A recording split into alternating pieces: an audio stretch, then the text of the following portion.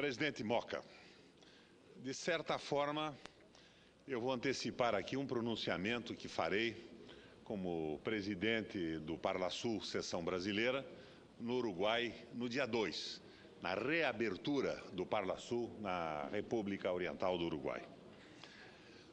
Para se opor ao consenso de Washington e ao seu decálogo de recomendações que favorecem, sem restrições, aos interesses do mercado, um grupo de economistas brasileiros, reunidos pelo Instituto de Estudos Estratégicos para a Integração da América do Sul, o Intersul, está propondo o Consenso do Rio, um brado de independência em relação às políticas macroeconômicas que há mais de 2 décadas desgraçam nações e povos em todo o mundo. Talvez agora, quando a ressaca atinge com força países da Europa Ocidental, talvez agora seja possível que se preste mais atenção àqueles que clamam há um tempo contra a tolice e a estupidez do neoliberalismo. Assinado, entre outros, por Maria da Conceição Tavares, Luiz Gonzaga Beluso, Carlos Lessa, Luiz Carlos Bresser Pereira, Teutônio dos Santos, Denise Gentil, Luiz Pinguelli Rosa, Luiz Nassif, José Carlos de Assis, Roberto Saturnino Braga, Ricardo Carneiro, Miguel Bruno, entre outros.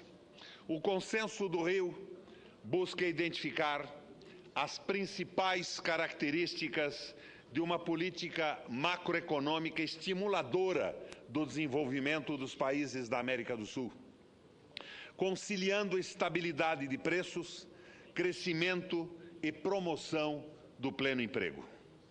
A política, diz o documento, deverá assegurar também estabilidade externa, eliminação da miséria e redução dos índices de concentração de renda e de riqueza com o aumento do bem-estar das populações.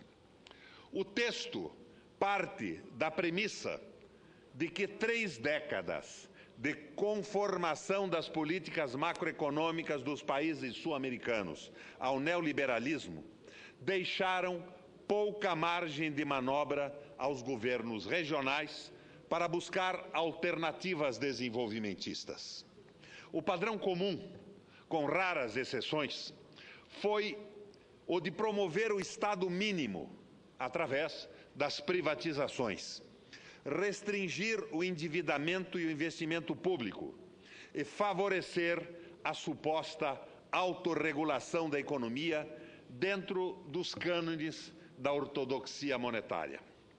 No entanto, os acontecimentos recentes mostraram, mais uma vez, o fracasso dessa política, que resultou em crise nas próprias economias avançadas e em crescimento lento e instável nas regiões subdesenvolvidas, em muitos países em desenvolvimento, com altos custos sociais, dos quais apenas têm escapado países emergentes que se distanciam do padrão neoliberal. Enfim, as recomendações do FMI, do Banco Mundial, do Departamento de Tesouro dos Estados Unidos, enfeixadas no Consenso de Washington, trouxeram para os países sul-americanos resultados econômicos pífios e agravamento dos já crônicos, seculares problemas sociais. Logo, chegou a hora de se ter coragem de enterrar o falecido, cujo espectro agora assombra a Europa.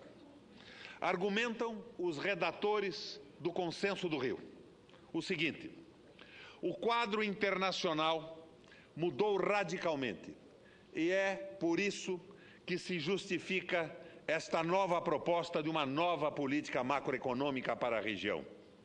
De fato, todo o mundo industrializado avançado está em crise financeira, fiscal e de demanda interna, submetendo-se à medicina do ajuste fiscal que classicamente recomendava aos países em desenvolvimento. Ajuste fiscal significa reduzir gasto público, salários e benefícios sociais para comprimir o mercado doméstico e gerar excedentes exportáveis. Numa situação em que todos os países ricos querem exportar mais e importar menos, é duvidoso que tais políticas venham a ter um resultado positivo.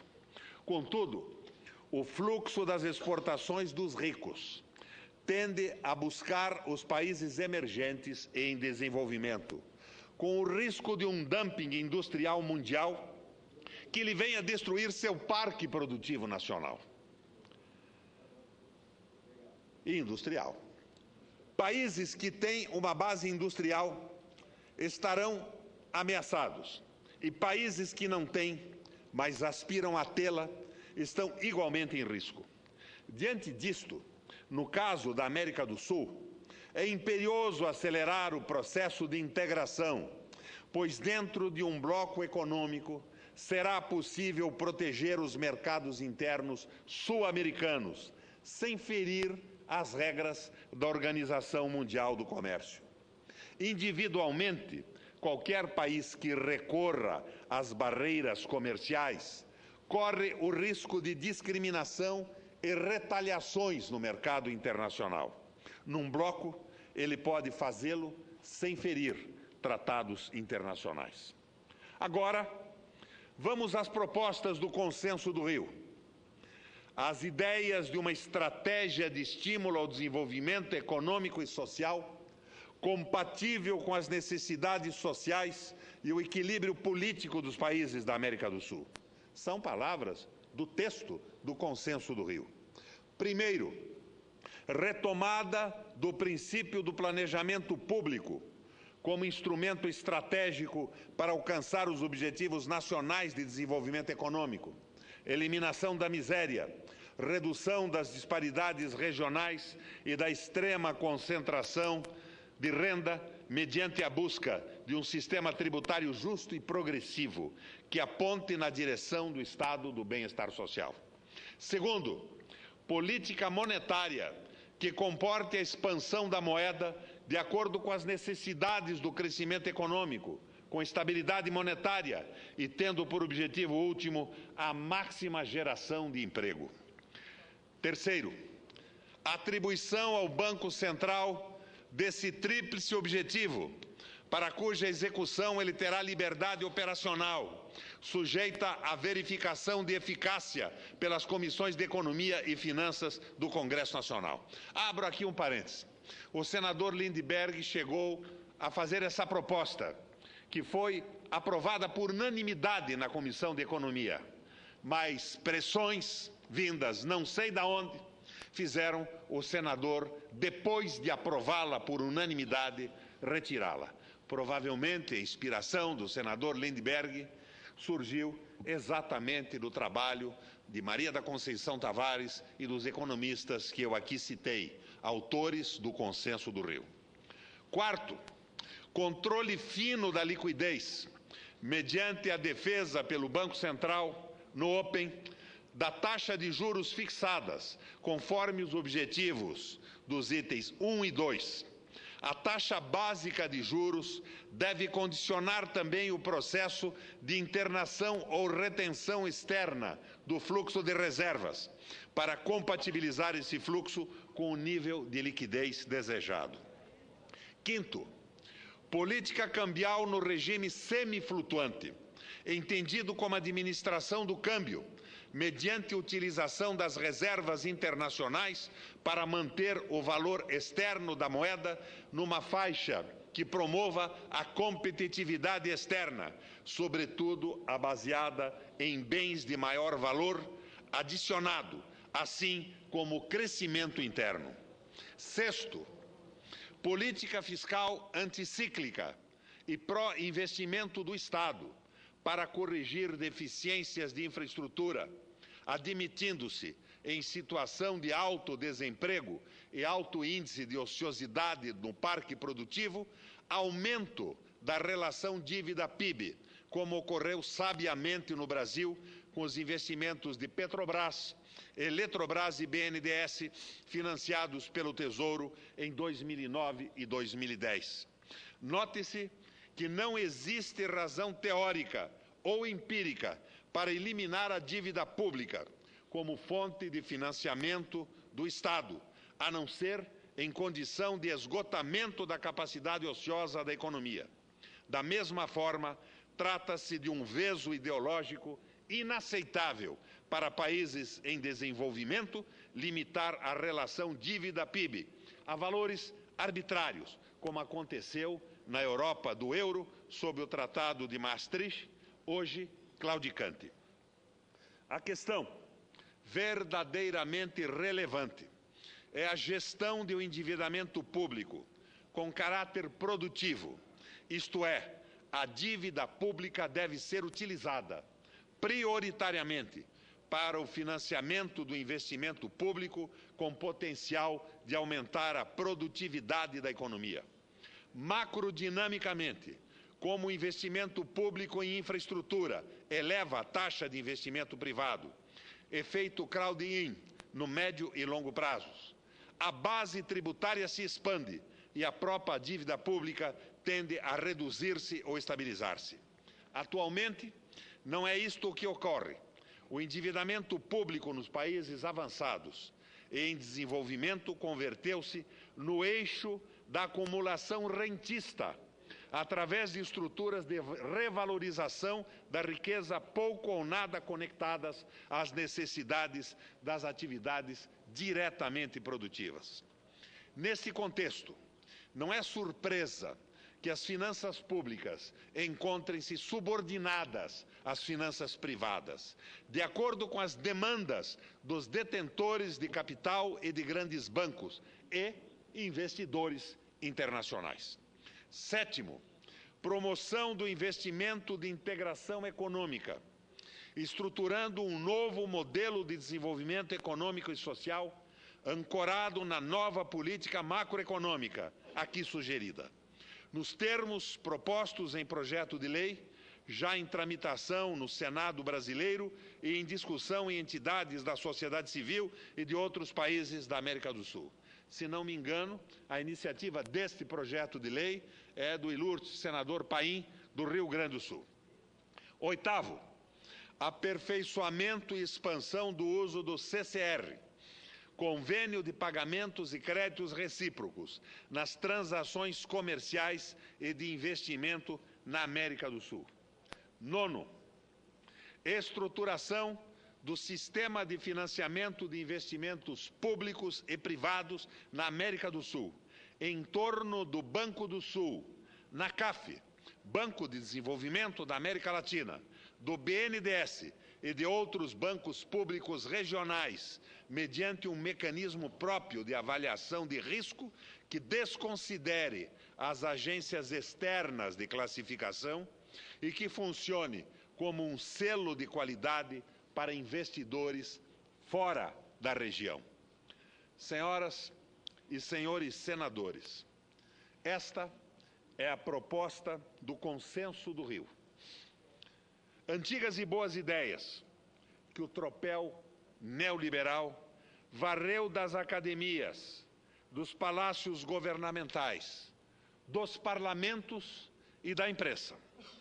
Não acredito que deva existir nesta casa debate mais importante, imperioso, urgente que este, mesmo porque, como aponta a proposta do Consenso do Rio, a crise na Europa e nos Estados Unidos revela, aspas, uma evidente ressurgência neoliberal, com a imposição do mesmo receituário já desmolarizado em cada parte do planeta.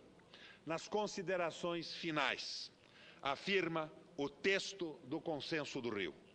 Nosso intuito é, pois, oferecer aos formuladores de política econômica da América do Sul uma contribuição no campo das ideias para o estabelecimento de uma nova estratégia econômica para o continente. Ao mesmo tempo, estamos oferecendo às sociedades de região um conjunto de princípios que eventualmente sirva para alimentar o debate em torno da nossa situação presente e do nosso destino. Não podemos assistir passivamente a um processo que pode nos arrastar para o mesmo abismo em direção ao qual forças retrógradas estão empurrando vários países europeus. Sem uma estratégia clara de ação, estaremos condenados ao retrocesso econômico, social e político. Naturalmente, mesmo enquanto região, não estamos isolados em relação ao que acontece no resto do mundo, em especial nos países industrializados avançados. Embora não possamos influir diretamente nas políticas ali praticadas, podemos chamar a atenção das respectivas sociedades para suas contradições e incongruências, que põem em risco a própria estabilidade dos nossos países. Entre os países ricos, os Estados Unidos enfrentam um problema, sobretudo de dívida privada, remanescente do colapso do mercado imobiliário, do subprime e de tudo o que aqui nesse plenário já se discutiu intensamente. Como emissores da moeda mundial, seu problema de dívida pública é de ordem, sobretudo, ideológica. São, pois, razões políticas que impedem os Estados Unidos de agirem decididamente por sua recuperação e a recuperação mundial. Já na Europa do euro, onde quebraram vários estados para que fossem salvos os bancos, a dívida pública tornou-se um foco permanente de especulação. Em ambos os casos, políticas fiscais restritivas são ineficazes para o relançamento das economias, absolutamente ineficazes. Assim, nos parece inevitável alguma forma de socialização dos bancos como preliminar da reestruturação das dívidas, com alguma perda por parte dos investidores para possibilitar a retomada do desenvolvimento econômico e social sustentável em escala planetária. Senhoras e senhores senadores, este é o caminho.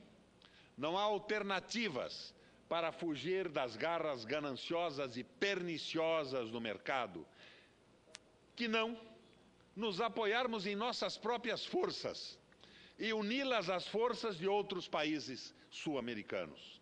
Do contrário, é entregar o país à condução de um executivo do Goldman Sachs, como está fazendo a Itália, ou ser humilhados, como a Grécia, o berço da democracia, do governo do povo, que foi proibida pelos credores de consultar o seu próprio povo para saber se ele concordava ou não com os cortes na Previdência, na saúde, na educação, na moradia, com a redução de empregos e de salários.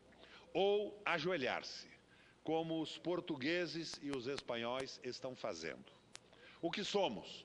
Um país ou um mercado? Qual será a resposta da América do Sul, do governo federal e do parlamento brasileiro a estas questões que estão sendo tão pouco discutidas no nosso plenário? Obrigado, presidente, pela tolerância com o tempo. Esse documento foi tornado público no dia 7 de setembro no Rio de Janeiro e é a sugestão de Maria da Conceição Tavares, Carlos Lessa, Beluso, para alternativas econômicas da América do Sul, se contrapondo de forma clara e decisiva ao famoso consenso de Washington e às políticas terapêuticas que são usadas hoje na Europa para comprimir salários, eliminar saúde, educação e pensões e favorecer uma vez mais a banca e ao capital vadio, que não produz rigorosamente nada, mas que ofere lucros fantásticos na jogatina das bolsas e na irresponsabilidade de governos da Europa, o que não está, no entanto, acontecendo hoje com o Brasil. A presidenta Dilma tem levantado essas questões em todos os seus encontros internacionais. O discurso é correto, apenas considero eu, e não é a posição do consenso, mas a minha pessoal, muito tíbias as políticas de reação a esta situação.